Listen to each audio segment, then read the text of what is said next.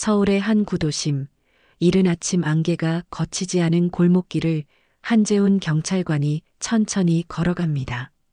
30대 중반의 나이 단정한 경찰 제복을 입은 재훈은 늘 같은 시간, 같은 길을 순찰하며 하루를 시작합니다. 그의 표정은 무심한 듯하지만 눈빛 속에는 말로 표현할 수 없는 공허함이 자리하고 있었죠. 경찰관 한재훈입니다. 오늘도 평화로운 하루 되세요. 재훈은 동네 가게 주인들에게 가볍게 인사를 건넵니다. 모두가 아는 얼굴, 모두가 믿는 경찰관이지만 정작 재훈 자신의 마음속에는 누구도 모르는 그림자가 드리워져 있었습니다. 어릴 적 고아원에서 자란 기억, 그리고 자신을 버렸다고 생각했던 어머니에 대한 그리움과 원망이 뒤섞인 감정이 그의 가슴 한구석을 무겁게 짓누르고 있었습니다. 오늘도 똑같은 하루가 시작됐네요. 동료 경찰 민수가 재훈에게 말을 건넵니다. 두 사람은 오늘도 변함없는 일상을 시작하려는 찰나 골목 구석에서 쓰러진 노인을 발견했습니다. 낡은 손수레와 함께 쓰러진 그 노인은 이른이 넘어 보이는 여성으로 폐지를 줍던 중이었습니다. 아주머니, 괜찮으세요? 어디 아프신 곳은 없으신가요? 재훈이 다가가 물었지만 노인은 멍한 눈빛으로 그저 허공만 바라볼 뿐이었습니다.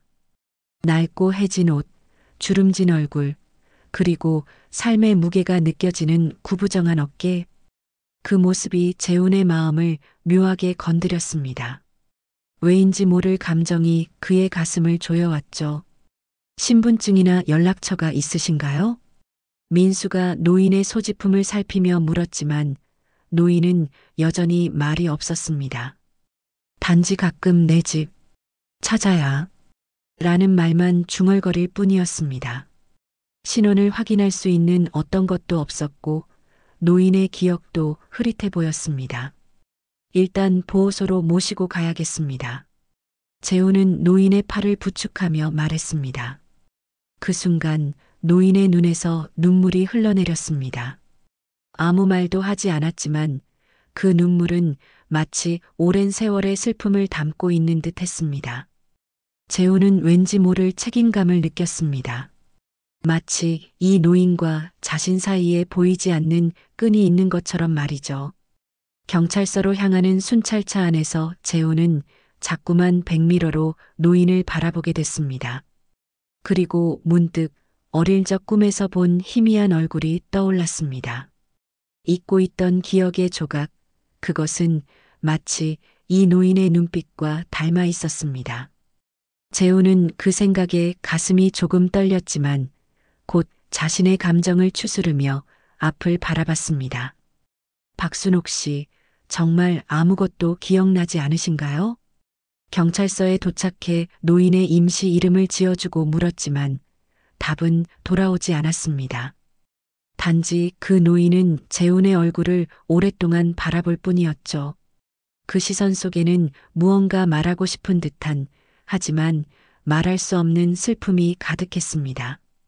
경찰서의 창문으로 비치는 오후 햇살 아래 박순옥 할머니는 창밖을 물끄러미 바라보고 있었습니다.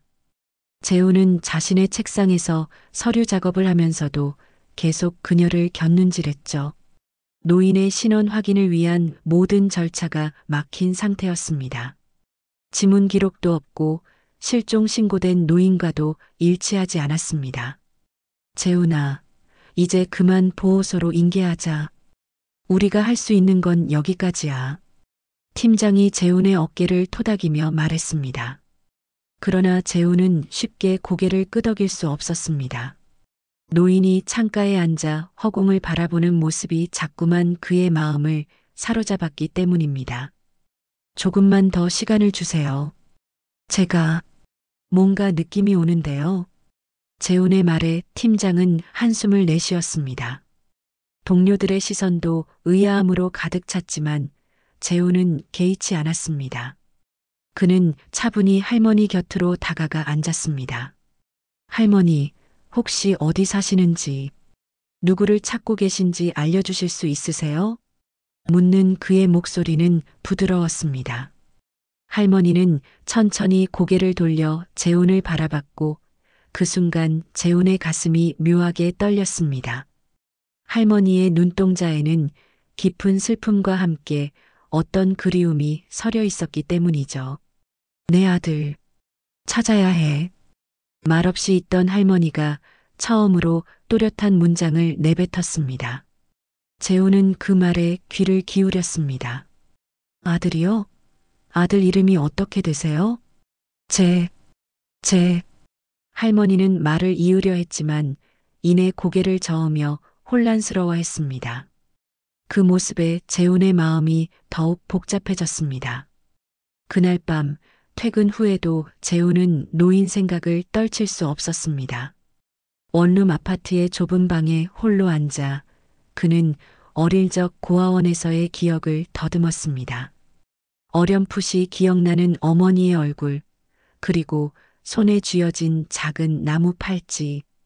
그것이 재훈에게 남겨진 유일한 기억이었습니다. 서랍에서 그 팔찌를 꺼내 들었을 때 문득 할머니의 손목에서 본 흉터가 떠올랐습니다. 그 위치가 마치 이 팔찌를 차고 있었던 자국처럼 보였던 것이죠. 이럴 수가. 재훈의 머릿속에 갑자기 생각이 스쳐 지나갔습니다. 설마 그 할머니가 자신의 어머니일까요? 어릴 적 자신을 버렸다고 생각했던 그 어머니가 이제는 기억을 잃은 채 폐지를 줍고 있었다니. 그 생각만으로도 가슴이 아팠습니다. 다음 날 아침 재훈은 평소보다 일찍 출근했습니다. 그는 할머니가 임시로 머물고 있는 보호실로 향했습니다. 할머니는 창가에 앉아 무언가를 중얼거리고 있었죠. 할머니, 이거 혹시... 재훈은 조심스럽게 나무 팔찌를 꺼내 보여주었습니다. 그 순간 할머니의 눈에 변화가 일었습니다. 떨리는 손으로 팔찌를 만지며 할머니의 눈에서는 눈물이 흘러내렸습니다. 내 아들 것. 그 말에 재훈은 가슴이 쿵 내려앉는 느낌이었습니다. 그의 예감이 맞았던 것일까요? 하지만 확신하기에는 너무 이른 시점이었습니다.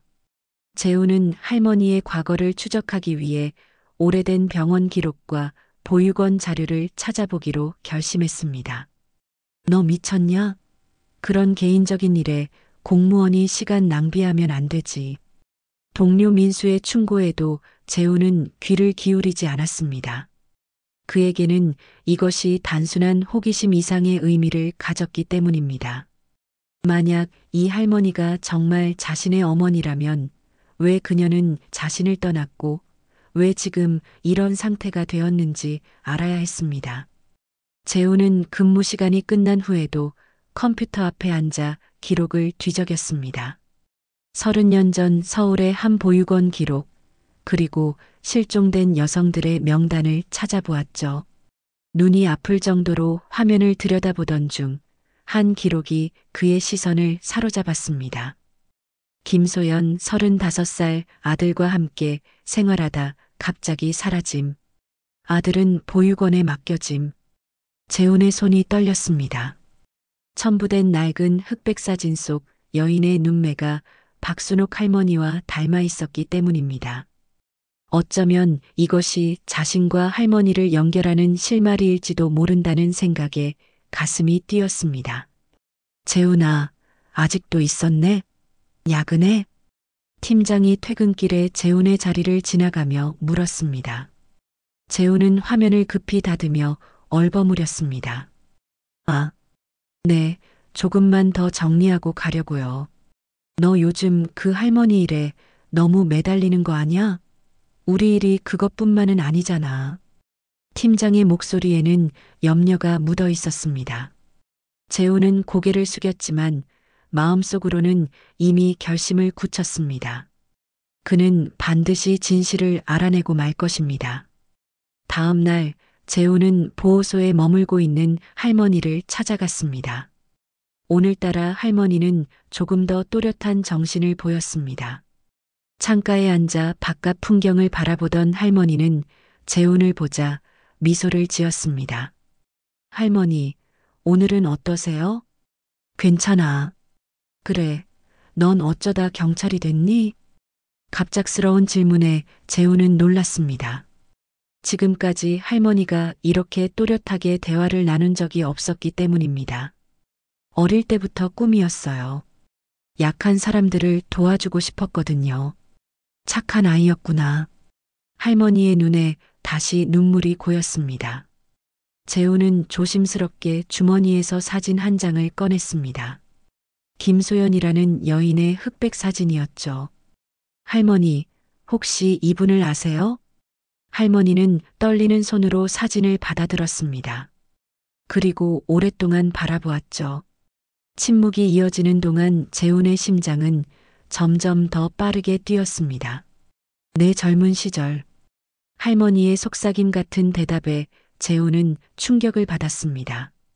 그의 예감이 맞았던 것입니다. 이 할머니가 바로 김소연, 30년 전 실종된 그 여인이었습니다. 그럼 할머니, 혹시 아들이 있으셨나요? 할머니의 눈에서 눈물이 주르륵 흘러내렸습니다. 떨리는 손으로 재훈의 손을 잡더니 오랫동안 바라보았습니다. 재훈이, 내 아들 재훈이. 그 말을 듣는 순간 재훈의 세계가 흔들렸습니다. 몸 안에서 무언가가 무너지는 느낌이었습니다. 그동안 자신을 버렸다고, 자신을 사랑하지 않았다고 믿었던 어머니가 바로 눈앞에 있었던 것입니다. 왜 저를 떠나셨어요? 목이 메어 나오지 않는 질문을 간신히 내뱉었습니다. 할머니는 고개를 저으며 울먹였습니다. 떠난 게 아니야. 납치됐어. 그날 너를 데리러 가던 길에. 단편적인 기억들을 더듬으며 할머니는 이야기했습니다. 30년 전 젊은 엄마였던 그녀는 아이를 데리러 가던 중 강도를 만났고 머리를 다쳐 기억을 잃었다고 합니다. 그 후로 정신병원에 오랫동안 갇혀 있다가 결국 거리로 나왔지만 아들을 찾을 길이 없었던 것이죠. 재우는 입술을 깨물며 눈물을 참았습니다. 오랜 시간 자신의 마음속에 쌓아둔 원망이 한순간에 무너져 내렸습니다. 어머니는 자신을 버린 것이 아니었습니다. 오히려 찾아 헤매던 중이었던 것입니다. DNA 검사 결과가 나왔습니다. 의사가 건넨 서류를 받아든 재훈의 손이 떨렸습니다. 일주일 전 그는 할머니와 자신의 유전자 검사를 의뢰했습니다. 그리고 지금 그 결과가 눈앞에 있었습니다. 일치율 99%. 모자 관계가 확실합니다. 의사의 말에 재훈은 그 자리에 주저앉고 말았습니다. 마음 한구석에서는 이미 알고 있었지만 과학적으로 증명된 사실 앞에서 그는 감정을 주체할 수 없었습니다. 그동안 자신을 버렸다고 오해했던 어머니, 그리고 그 오해로 인해 쌓아왔던 원망과 상처들이 한꺼번에 밀려왔습니다. 그럼 할머니의 치매는 초기 단계입니다. 하지만 오랜 시간 영양 부족과 스트레스로 인해 진행 속도가 빠를 수 있어요. 적절한 치료와 안정된 환경이 필요합니다. 의사의 말에 재훈은 깊은 생각에 잠겼습니다. 이제 어떻게 해야 할까요? 30년 만에 찾은 어머니, 그러나 기억은 점점 사라져가고 있는 상황이었습니다. 경찰서로 돌아온 재훈은 동료들에게 상황을 설명했습니다. 모두가 놀라워했지만 팀장의 표정은 복잡했습니다.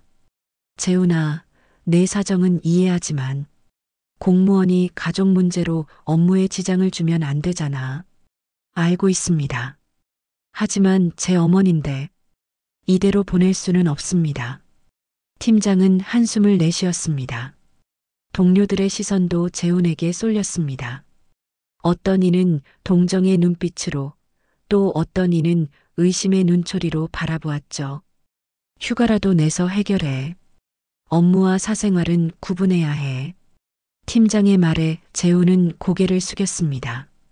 그러나 그의 마음은 이미 결정되어 있었습니다. 무엇보다 중요한 것은 어머니를 지키는 일이었습니다. 보호소에 도착한 재훈은 어머니에게 검사 결과를 알렸습니다. 소연 할머니는 흐릿한 미소를 지으며 재훈의 손을 꼭 잡았습니다. 내 아들, 정말 내 아들이었구나. 네, 어머니. 제가 재훈이에요. 이제 함께 살아요. 그 말에 소연 할머니의 눈에서 눈물이 하염없이 흘러내렸습니다. 재훈도 마찬가지였습니다. 30년 동안 참아왔던 눈물이 주체할 수 없이 터져 나왔습니다. 그러나 현실은 그리 녹록지 않았습니다. 재훈이 어머니를 데려가려 하자 보호소 담당자는 난색을 표했습니다. 치매 증상이 있는 노인을 혼자 사는 청년이 돌보기는 어렵습니다. 전문적인 시설을 알아보는 게 어떨까요? 제 어머니입니다. 제가 책임지겠습니다. 재훈의 강경한 태도에 담당자는 마지못해 동의했습니다. 그러나 그의 앞에는 여전히 많은 난관이 기다리고 있었습니다. 작은 원룸으로 어머니를 모셔온 재훈은 서툴게 준비한 저녁 식사를 차렸습니다. 오랜만에 함께하는 식사, 그러나 어머니는 젓가락질도 서툴렀고 때로는 음식을 알아보지 못하기도 했습니다. 재훈아, 내 아버지는. 갑자기 어머니가 말을 꺼냈습니다. 재훈은 숟가락을 내려놓고 어머니의 말에 귀 기울였습니다. 아버지는 어떻게 되셨어요? 너 태어나기 전에 사고로. 그래서 우리 둘뿐이었어. 단편적인 기억을 더듬어 말하는 어머니를 보며 재훈은 가슴이 아팠습니다. 어머니는 얼마나 힘든 시간을 보냈을까요? 홀로 아이를 키우다 그마저도 빼앗겨버린 삶, 그리고 기억마저 흐릿해져가는 현재. 괜찮아요, 어머니. 이제는 제가 있잖아요. 우리 함께 살아요. 재훈의 말에 어머니는 다시 눈물을 흘렸습니다. 그리고 떨리는 손으로 재훈의 얼굴을 쓰다듬었습니다. 내 아들, 잘 자랐구나. 그날 밤 재훈은 오랜만에 평온한 잠을 잤습니다. 비록 앞으로의 길이 험난할 것이라는 걸 알지만 적어도 이제 그는 더 이상 혼자가 아니었습니다. 그리고 어머니도 마찬가지였죠. 아침 햇살이 작은 원룸을 비출 때 재훈은 이상한 기척에 눈을 떴습니다. 침대에서 일어나 거실로 나가보니 소연 할머니가 현관문 앞에서 허둥지둥 신발을 신고 있었습니다. 어머니, 어디 가세요? 재훈이 다가가자 소연 할머니는 놀란 눈으로 그를 바라봤습니다. 그녀의 눈에는 혼란스러움이 가득했습니다. 네, 내 집에 가야 해. 재훈이가 기다릴 거야. 재훈의 가슴이 찢어지는 듯 했습니다. 어머니는 다시 기억을 잃고 있었습니다. 어제의 재회와 감동적인 대화가 무색하게 오늘 아침 어머니는 그를 알아보지 못했습니다. 어머니, 저예요. 재훈이에요. 어머니 아들. 재훈이 천천히 다가가 손을 내밀었지만 소연 할머니는 경계하는 눈빛으로 물러섰습니다. 당신 누구야? 내 아들은 어린아이인데. 눈앞의 현실이 너무 고통스러웠습니다. 재훈은 침착하게 숨을 고르며 어머니를 안심시키려 노력했습니다. 어머니, 커피 한 잔 드시고 이야기해요. 제가 설명해 드릴게요. 간신히 소연 할머니를 설득해 식탁에 앉히고 재훈은 따뜻한 커피를 준비했습니다. 그리고 어제 함께 찍은 사진과 DNA 검사 결과를 보여주며 차분히 설명했습니다. 아, 그랬구나. 한참 후 소연 할머니의 눈에 다시 빛이 돌아왔습니다. 그녀는 떨리는 손으로 재훈의 얼굴을 만지며 울음을 터뜨렸습니다. 미안해. 정말 미안해. 기억이 자꾸 사라져. 그 모습에 재훈도 눈물을 참을 수 없었습니다. 치매의 진행 속도가 생각보다 빠른 것 같았습니다. 이대로라면 어머니는 점점 더 그를 알아보지 못하게 될 것입니다. 출근 시간이 다가오는데 재훈은 고민에 빠졌습니다. 어머니를 혼자 둘 수는 없었습니다. 결국 그는 팀장에게 전화를 걸었습니다. 팀장님, 죄송합니다. 오늘 휴가를 써야 할 것 같습니다. 전화기 너머로 들려오는 팀장의 목소리는 냉랭했습니다. 재훈아, 이건 너무하지 않나? 요즘 너 때문에 팀 전체가 업무 과부하야. 정말 죄송합니다. 하지만 어머니 상태가... 알았어. 하루만이다. 내일부터는 무조건 출근해. 아니면 인사고과에 영향 미칠 줄 알아. 전화를 끊은 재훈은 깊은 한숨을 내쉬었습니다. 경찰로서의 직업과 아들로서의 의무 사이에서 그는 갈등하고 있었습니다. 그날 하루 재훈은 어머니와 함께 지냈습니다. 오랜만에 함께하는 시간, 그는 어머니에게 자신의 성장 과정과 경찰이 되기까지의 이야기를 들려주었습니다. 때로는 어머니가 알아듣지 못하는 듯 했지만 때로는 또렷한 눈빛으로 고개를 끄덕이며 귀 기울였습니다. 재훈아, 엄마가 많이 미안해. 저녁 식사 후 소연 할머니가 갑자기 말했습니다. 그 목소리에는 맑은 정신이 깃들어 있었습니다. 아니에요, 어머니. 어머니는 잘못한 게 없어요. 아니야. 너를 지키지 못해서 그날 손을 꼭 잡았어야 했는데. 소연 할머니는 떨리는 목소리로 30년 전 그날을 회상했습니다. 어린 재훈의 손을 잡고 가던 중 갑작스러운 공격을 받았고 정신을 잃었다고 합니다. 깨어났을 때는 이미 모든 것을 잃은 후였죠. 그래도 이렇게 다시 만났잖아요. 이제부터 함께 살면 돼요. 재훈의 말에 소연 할머니는 고개를 저었습니다. 내가 너한테 짐만 될 거야. 젊은 내가 왜 이런 늙은이를. 어머니입니다. 제 어머니요. 함께 살게 해주세요. 그날 밤 재훈은 이불 속에서 오랫동안 생각에 잠겼습니다. 어떻게 하면 어머니를 제대로 돌볼 수 있을까? 직장은 어떻게 해야 할까? 작은 원룸은 두 사람이 살기에 너무 비좁지 않을까? 수많은 고민이 그의 머릿속을 맴돌았습니다. 다음 날 아침 재훈은 일찍 일어나 출근 준비를 했습니다. 어머니에게는 새끼 식사와 약을 챙겨 놓았고 긴급 상황에 대비해 자신의 연락처를 큰 글씨로 적어 눈에 띄는 곳에 붙여 놓았습니다. 그럼에도 불구하고 그의 마음은 무거웠습니다. 어머니, 저 이제 출근해야 해요. 점심은 여기 있고 전화는 이렇게 누르시면 돼요. 소연 할머니는 멍한 표정으로 고개만 끄덕였습니다. 오늘도 그녀의 기억은 온전하지 않은 듯 했습니다. 재훈은 마지막으로 어머니의 손을 꼭 잡고 문을 나섰습니다. 경찰서에 도착한 재훈은 팀장의 냉랭한 시선을 받으며 자리에 앉았습니다. 평소보다 많은 서류가 그의 책상 위에 쌓여 있었습니다. 어제 내가 없는 동안 밀린 일이야. 오늘 퇴근 전까지 다 처리해. 팀장의 말에 재훈은 묵묵히 고개를 끄덕였습니다. 그가 할 수 있는 것은 최선을 다해 업무를 처리하는 것뿐이었습니다. 그러나 그의 마음은 자꾸만 집에 두고 온 어머니에게로 향했습니다. 재훈아, 괜찮아? 동료 민수가 걱정스러운 눈빛으로 물었습니다. 재훈은 억지로 미소를 지으며 고개를 끄덕였습니다. 그래, 괜찮아. 그냥 좀 피곤해서. 하지만 실제로는 전혀 괜찮지 않았습니다.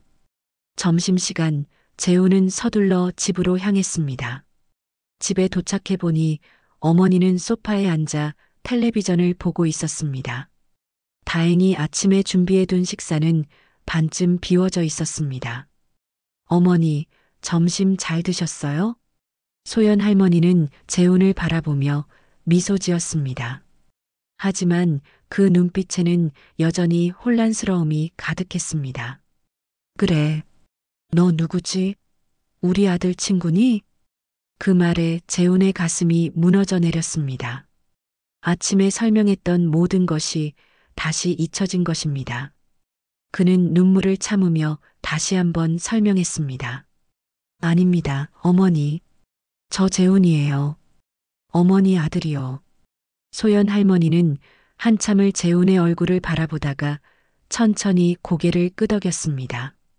그리고 갑자기 눈물을 훔치며 말했습니다. 그래, 미안하다. 요즘 자꾸 기억이 헷갈려서.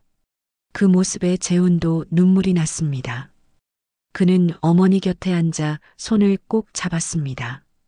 괜찮아요, 어머니. 천천히 기억해도 돼요. 제가 도와드릴게요. 짧은 점심시간이 끝나고 재훈은 다시 경찰서로 돌아가야 했습니다.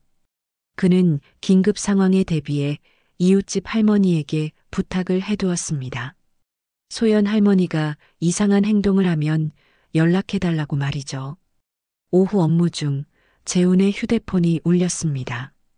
이웃집 할머니였습니다. 젊은이, 빨리 와보세요. 어머님이 나가려고 하시는데 제가 말려도 안 들으세요. 그 말에 재훈은 심장이 멎는 듯 했습니다. 그는 허겁지겁 팀장에게 상황을 설명하고 허락을 구했습니다. 재훈아, 내가 이러면 우리가 어떻게 일해? 이건 너무 무책임한 거 아니야? 팀장의 목소리에는 분노가 섞여 있었습니다. 주변 동료들의 시선도 따가웠습니다. 재훈은 고개를 숙였지만 그의 마음은 이미 집으로 향하고 있었습니다. 정말 죄송합니다. 하지만 지금 가지 않으면 어머니가 위험할 수 있습니다. 결국 재훈은 팀장의 차가운 시선을 뒤로하고 서둘러 집으로 향했습니다. 집에 도착하자 소연 할머니는 현관문 앞에서 손수레를 끌고 나가려 하고 있었습니다. 어머니, 어디 가세요? 폐지 주어야 해. 돈 벌어서 재훈이 찾아야 해. 소연 할머니의 말에 재훈은 가슴이 무너져 내렸습니다. 어머니는 다시 과거로 돌아간 것입니다. 아들을 찾기 위해 폐지를 줍던 그 시절로 말이죠. 어머니, 저 여기 있어요. 재훈이에요. 더 이상 폐지 주우실 필요 없어요. 재훈이 어머니의 손을 잡자 소연 할머니는 혼란스러운 눈빛으로 그를 바라봤습니다. 그리고 천천히 눈물을 흘리기 시작했습니다. 정말 내 아들이니? 네, 어머니. 제가 재훈이에요. 그날 저녁 재훈은 휴대폰으로 문자 한 통을 받았습니다. 팀장이었습니다. 재훈아, 미안하지만 이렇게는 안 되겠다. 내일 인사팀 면담 준비해. 아침 일찍 재훈은 무거운 발걸음으로 경찰서를 향했습니다.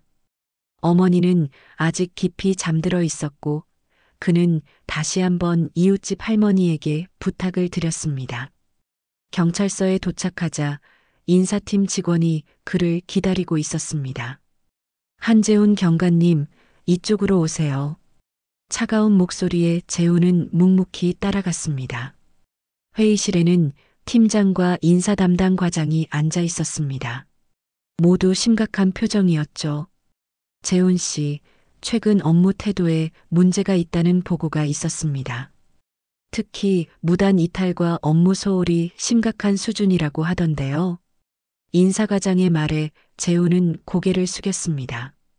변명할 여지가 없었습니다. 그가 한 일은 모두 사실이었으니까요. 죄송합니다. 개인적인 가정사로 인해 공무원은 개인사보다 공익을 우선시해야 합니다. 재훈 씨가 경찰이 된 이유도 그것 아닌가요? 날카로운 질문에 재훈은 말문이 막혔습니다. 그는 정말 사람들을 돕기 위해 경찰이 되었습니다. 하지만 지금 그가 가장 도와야 할 사람은 바로 자신의 어머니였습니다. 두 가지 선택지가 있습니다. 어머니를 요양시설에 모시고 정상 근무를 하거나 아니면 휴직을 신청하는 겁니다. 팀장의 말에 재훈은 깊은 생각에 잠겼습니다. 요양시설, 그곳에서 어머니는 행복할 수 있을까요? 또한 휴직을 하면 생계는 어떻게 꾸려나갈 수 있을까요? 생각할 시간을 주세요. 회의를 마치고 나온 재훈은 공원 벤치에 앉아 오랫동안 생각했습니다. 그의 앞에는 두 갈래 길이 놓여 있었습니다. 경찰관으로서의 직업을 지키거나 아니면 어머니를 직접 돌보는 것. 둘 다 포기할 수 없는 소중한 것들이었습니다. 그때 재훈의 휴대폰이 울렸습니다. 이웃집 할머니였습니다. 재훈 씨, 어머님이 갑자기 열이 나셔서 누워 계세요. 빨리 와보는 게 좋을 것 같아요. 재훈은 급히 집으로 향했습니다.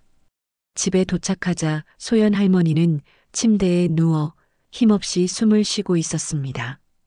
창백한 얼굴, 땀에 젖은 이마. 상태가 심각해 보였습니다. 어머니, 괜찮으세요? 병원에 가야겠어요. 재훈은 서둘러 어머니를 안고 택시를 타고 병원으로 향했습니다. 응급실에 도착한 후 의사는 재훈에게 심각한 표정으로 말했습니다. 폐렴 초기 증상입니다. 면역력이 많이 약해진 상태예요.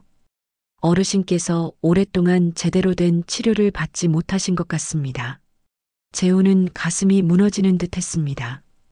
이 모든 것이 자신의 탓만 같았습니다. 어머니를 제대로 돌보지 못한 것, 그녀의 건강을 더 일찍 살피지 못한 것, 병실에서 링거를 맡고 있는 어머니의 모습은 너무나 작고 연약해 보였습니다. 재훈은 어머니의 손을 꼭 잡고 눈물을 참았습니다. 어머니, 제가 잘못했어요. 더 잘 돌봐드리지 못해서. 소연 할머니는 힘없이 눈을 떠 재훈을 바라보았습니다. 그리고 희미한 미소를 지었습니다. 아니, 내가 뭘 잘못했니? 오히려 엄마가 내 인생의 짐만 돼서. 그런 말씀 마세요, 어머니.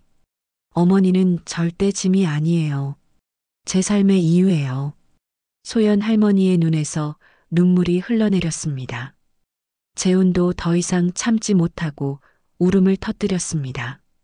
30년 동안 쌓아온 그리움과 슬픔, 그리고 미안함이 한꺼번에 폭발한 것입니다. 그날 밤 재훈은 병실 의자에 앉아 어머니가 잠든 모습을 지켜봤습니다. 그리고 마음속으로 결심했습니다. 더 이상 망설일 필요가 없었습니다. 그가 가야 할 길은 하나뿐이었습니다. 다음 날 아침 재훈은 경찰서에 휴직서를 제출했습니다. 팀장은 놀란 표정으로 그를 바라봤습니다. 정말 이렇게 하겠다고? 경찰은 내 꿈이었잖아. 맞습니다. 하지만 지금 저에게는 어머니가 더 중요합니다. 언젠가 다시 돌아오겠습니다. 그때까지 자리 좀 지켜주세요. 재훈의 결심에 찬 목소리에 팀장은 한숨을 내쉬었습니다.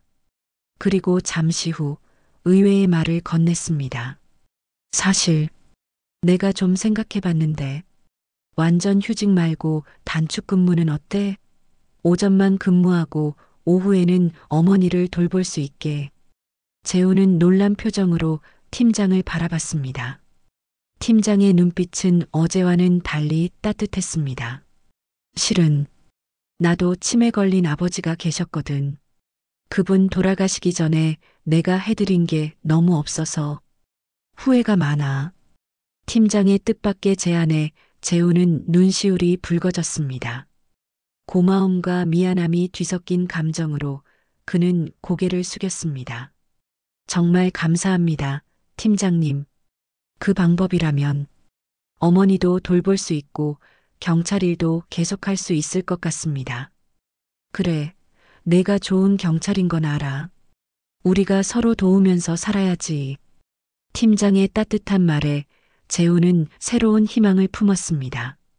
그는 서둘러 병원으로 돌아가 어머니에게 좋은 소식을 전했습니다.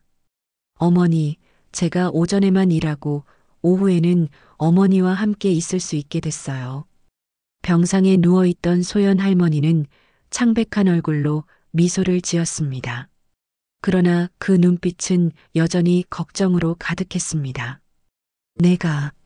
나 때문에 힘들면 어쩌니. 어머니, 이제 제가 어머니를 돌볼 차례예요. 30년 동안 저를 찾아다니신 어머니, 이제는 제가 어머니 곁을 지킬게요. 일주일 후 소연 할머니는 퇴원했고 재우는 새로운 생활을 시작했습니다. 그는 좀 더 넓은 투룸 아파트로 이사했고 오전에는 경찰서에서 근무하고 오후에는 어머니와 함께 보냈습니다. 처음에는 어색했지만 점차 두 사람은 서로의 생활 리듬에 적응해 갔습니다. 재우는 어머니를 위해 치매 관리 프로그램을 찾아보았고 매일 기억력 훈련을 도왔습니다. 물론 쉽지 않은 일이었습니다. 어떤 날은 어머니가 그를 알아보지 못하고 또 어떤 날은 과거의 기억에 사로잡혀 슬퍼하기도 했습니다. 하지만 재우는 포기하지 않았습니다. 어머니, 오늘은 우리가 처음 만났던 날 사진이에요. 기억나세요? 재우는 매일 어머니에게 사진과 추억을 보여주며 기억을 되살리려 노력했습니다. 때로는 효과가 있었고 때로는 그렇지 않았지만 그 과정 자체가 두 사람에게 새로운 추억을 만들어 주었습니다. 재훈아, 엄마가 너무 고맙다. 어느 날 저녁 두 사람이 함께 저녁을 먹을 때 소연 할머니가 갑자기 말했습니다. 그날따라 할머니의 눈빛은 또렷했고 목소리도 분명했습니다. 엄마가 못해준 게 너무 많은데 이렇게 잘해주니 미안하기만 하구나. 어머니, 그런 말씀 마세요. 저도 이제야 진짜 가족을 만난 것 같아요. 이전에는 항상 무언가 부족하다고 느꼈거든요. 소연 할머니는 떨리는 손으로 재훈의 손을 꼭 잡았습니다. 그리고 오랫동안 그의 얼굴을 바라보았습니다. 마치 평생 기억하고 싶다는 듯이 말이죠. 시간이 흘러 봄이 되었습니다. 재훈과 소연 할머니는 함께 공원을 산책하는 것이 일상이 되었습니다. 할머니의 건강은 조금씩 나아졌고 기억력도 약간 회복되었습니다. 물론 치매는 완전히 치료되지 않았지만 그래도 좋은 날이 더 많아졌습니다. 재훈아, 옛날에 내가 이 공원에서 자전거 타는 것을 가르쳐 달라고 졸랐었지. 갑자기 어머니가 말했습니다. 재훈은 놀라서 어머니를 바라봤습니다. 그것은 그가 한 번도 들어본 적 없는 기억이었습니다. 정말요? 저는 자전거 타는 법을 혼자 배웠다고 생각했는데. 아니, 내가 5살 때 우리가 여기 왔었어. 그날 내가 처음으로 페달을 밟았지. 소연 할머니의 눈에서 눈물이 흘러내렸습니다. 그것은 오랫동안 잊혀있던 기억이 되살아난 순간이었습니다. 재훈도 감격에 젖어 어머니를 안았습니다. 그렇게 시간은 흘러갔습니다. 재훈은 경찰로서 다시 자신의 위치를 찾아갔고 어머니와의 생활도 점차 안정되었습니다. 가끔 힘든 순간도 있었지만 그들은 서로에게 의지하며 살아가는 법을 배워갔습니다. 어느 날 재훈이 순찰 중 길에서 한 노인을 도와드리는 일이 있었습니다. 그 노인은 길을 잃고 방황하고 있었죠. 할아버지, 제가 도와드릴게요. 어디 가시려던 건가요? 재훈의 따뜻한 말에 노인은 안심한 표정으로 그를 바라봤습니다. 재훈은 그 노인을 무사히 가족에게 돌려보냈고 그 가족은 눈물로 재훈에게 감사를 표했습니다. 순찰을 마치고 집에 돌아온 재훈은 어머니에게 그날 있었던 일을 이야기했습니다. 어머니, 오늘 한 노인분을 도와드렸어요. 그분도 치매가 있으셨는데 가족들이 얼마나 걱정했는지 몰라요. 소연 할머니는 재훈의 이야기를 들으며 미소 지었습니다. 우리 아들이 정말 좋은 경찰이구나. 엄마는 내가 자랑스러워. 그 말에 재훈은 가슴이 뭉클해졌습니다. 그는 이제 더 이상 잃어버린 사람이 아니었습니다. 그는 누군가의 아들이자 누군가의 희망이 되었습니다. 그리고 그 자신도 비로소 완전한 삶을 찾았습니다. 오늘의 이야기 잊혀진 이름은 어떠셨나요? 우리 주변에는 기억을 잃어가는 어르신들이 많습니다. 그들에게 필요한 것은 단순한 도움이 아니라 따뜻한 이해와 인내, 그리고 사랑이 아닐까 싶습니다. 여러분의 주변에도 재훈이나 소연 할머니처럼 서로를 찾고 있는 분들이 계시지 않을까요? 이 이야기가 도움이 되셨다면 댓글로 여러분의 생각을 나눠주세요. 또한 이런 내용이 더 많은 분들에게 전해질 수 있도록 좋아요와 구독, 그리고 공유해 주시면 큰 힘이 됩니다. 여러분의 작은 관심이 누군가에게는 큰 위로가 될 수 있습니다. 오늘도 행복한 하루 되세요.